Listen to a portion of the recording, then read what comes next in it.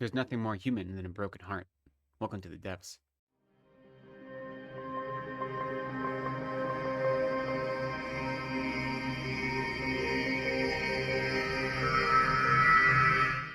Hello, welcome to Reading from the Depths. My name is Lecton. Thank you for spending some time with me today. Today I have another review for you. This is a review of The Bones Beneath My Skin by TJ Klune. This is being released in February of 2025 by Tor. And this has an interesting publication history, which you learn a little bit about in the afterword from the author. This was originally published in 2018. He wrote it in 2017, and he had sent it to the indie publisher he'd been working with, and they thought it was weird. And so he decided to self-publish it. And now it's being republished by Tor, who have picked him up for the new books that he's been writing. And so he is very grateful to Tor for embracing his weirdness. And I have to say, it probably is saying something about me that I didn't find this weird. I found it heartfelt and endearing and a lot of fun, but weird isn't the direction I would have gone with it. Maybe that's more of a statement about me than it is about this book, though. So what is this book about? It's hard to see this book and not feel a really big Stranger Things vibe. This book was originally written in 2017. The first season of Stranger Things was in 2016. And the heart of this book is a young, precocious girl who has some sort of abilities and who is on the run from a government agency. And she's being cared for by a father-like figure who is either military or law enforcement trained.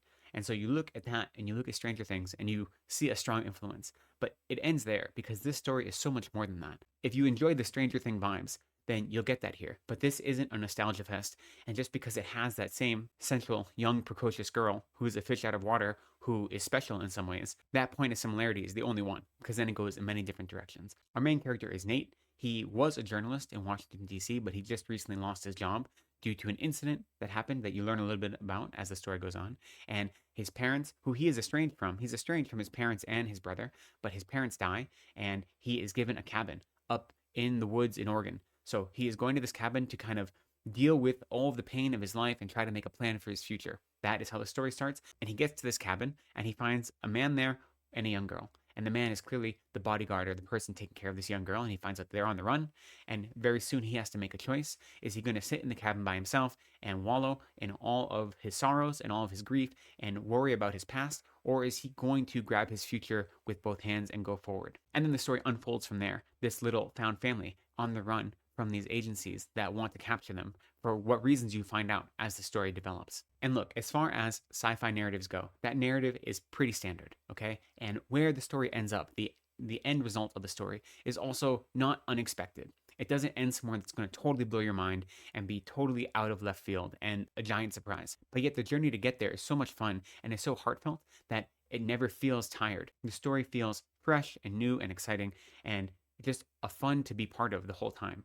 Our main character, Nate, is pretty complicated. The story takes place in 1995, which is kind of important. He's a gay man, and, where society was in 1995 isn't where it is in 2024 or even in 2017 when the novel was written. And as a result of that, there is this weariness and this dread and this ostracization that is a result of his sexuality, and that kind of pervades his identity, and that is a lot of what he is running from. But as a character, he is smart, he's intelligent, he is well-rounded, he has more than one facet. He isn't just his trauma or his sadness, he is his hopes and dreams as well, and those all feel realized. And then playing opposite him are the two other kind of main characters, the young girl, who is called Art, and her bodyguard, essentially, who is Alex. And now Alex is a pretty stereotypical tough guy, Marine, crew cut, square shoulders, strong jaw kind of guy. Doesn't say a lot. He has more scowls and grunts than conversation.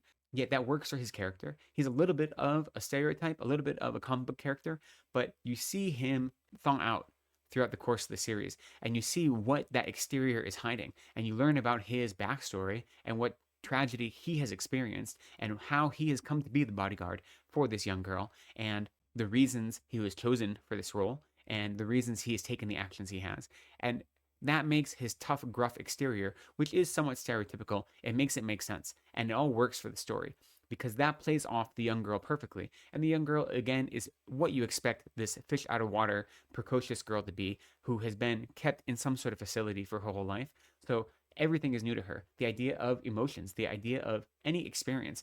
She's obsessed with waitresses, and then she finds out about bacon, and bacon is a revelation for her. And she loves reading Westerns and Louis L'Amour books. So everything for her is new and fresh, and she speaks in a way that's very blunt and very direct, and it has that comedy of her saying exactly what comes to her mind without recognizing how inappropriate it may be for any given situation. Now, this could become tiresome, and yet it doesn't. It's done really skillfully, and while not everything she says is laugh out loud funny, it often does result in a chuckle, and it plays her off the machismo tough guy bodyguard perfectly. And again, this is a trope, the young child and the tough guy. And when they pair together, hilarity results. But it works for the story. And while both of the characters do seem stereotypical from the outside, they have more depth to them. They are interesting. You learn more about them. And the two of them having Nate as their foil, and he is the everyman dealing with this absurd situation, it is a really wonderful way to explore it. And as a result, you have this unique little found family that is going on a journey throughout the Americas as they're running away from this government agency. I think the world building is done really well. Again, like I said, it takes place in 1995. The vibe, the feeling of a pre 9/11 America is pretty pervasive. And what it means to be a gay man in the late 20th century is also a big part of the story. And so you have these two men who are traveling around with a young girl. So it's difficult for them to even be in public, never mind that they're being chased. So the world building, it is done around the edges, right? It isn't heavy handed, but it works really well for the story. So it takes these unique characters, but it puts them in a very expected location. And the environment, the atmosphere is something that you are used to. And just that dissonance between the quotidian atmosphere, the quotidian environment, what you are used to and expect with these unique found family, it works really well. They play off of each other in a really useful way. The writing itself is straightforward. The plotting works well because there are a number of little action set pieces. There are a number of things they have to overcome while still having an overarching threat and an overarching resolution that they're leading to. So it never drags. It's not uncommon for a story like this to drag in the middle because you're waiting for the eventual climax, but it doesn't. There's enough little things happening that the whole time it feels really well paced and you are pulled through the whole time. It was very compelling to keep turning pages. You never wanted to slow down. So I think it was really balanced in that way. And the different aspects of what they're facing, the different obstacles they overcome, they fit into the story in a really calculated way. It never feels like it is dragging its feet in any way. And that plotting is all done in such a way to slowly increase tension throughout the whole story because they're always being chased and there is always this other thing at the end that they're trying to hunt for. So you have these multiple things happening that they're going somewhere and running away from somewhere at the same time. So there's tension constantly increasing, but that tension is then cut through with the joy that you get from these characters as they learn about each other and as they develop relationships with each other. And as Artemis, the young girl, expresses her fondness and her love for both of these men who have come into her life. And so the moments of joy are really beautiful ways to cut through the tension without dissolving it. So the tension is constantly rising, it's ratcheting up, you're building to something big, yet you're carried there softly, if that makes sense. And part of that, I think, is because the overarching narrative isn't the point. Like I said, it is a story arc or a trope that isn't uncommon in sci-fi narratives, right? The special person that has escaped from a lab and is on the run and is being assisted by various normies.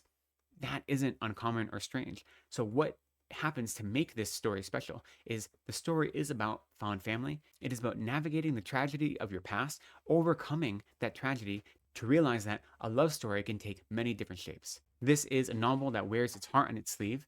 It is full of messy emotions, and those emotions are sometimes blurted out, sometimes they're bottled up, and that creates tension, but it also creates relatability. You can understand where these characters are coming from. And the story manages to always lean into being heartfelt and away from being cliche, which is a skillful feat because, look, the story gets sappy by the end. It isn't saccharine, but there is definitely sappiness, and it's totally warranted. It earns every single bit of it because by the end, you aren't going to have a dry eye. You are going to be feeling for this family. You're going to be feeling for the evolution that these characters go on and the way they understand who they are to one another and who they are in the world and how they are different as a group than they are separate. What the story does is it gives you hope for humanity, and it reminds you that the powers of love and compassion are always going to overpower fear and tragedy and sadness and divisiveness if you allow them to. If you create space in your life for love, it is always going to be more powerful than any of the negative emotions that want to take over your mind instead. This story does a great job of reinforcing that idea, of highlighting the importance of love and how that love can serve as the fuel to face any obstacle, no matter how difficult. So I clearly really enjoyed this story. I've read other books by TJ Klune before, so I had an idea of what I was getting into, that mixture of really heartfelt and whimsy, yet emotional stakes at the same time. And sure enough, it delivered on that. It wrapped it up in a sci-fi package with a little bit of thriller aspects mixed in, and I was along for the whole journey. But I'd love to hear what you think. Did any of you get a chance to read this when it was originally published in 2018? Or are you looking forward to reading it now? I'd love to hear your thoughts about this or any of the other books by TJ Klune down in the comments. I've read a number of his books, but there are many more that I'm still hoping to read. So I'd love to hear your thoughts on those as well. But for now, I'll say thank you for spending some time with me. I appreciate you. Please be kind to yourselves, take care of each other, and go slowly.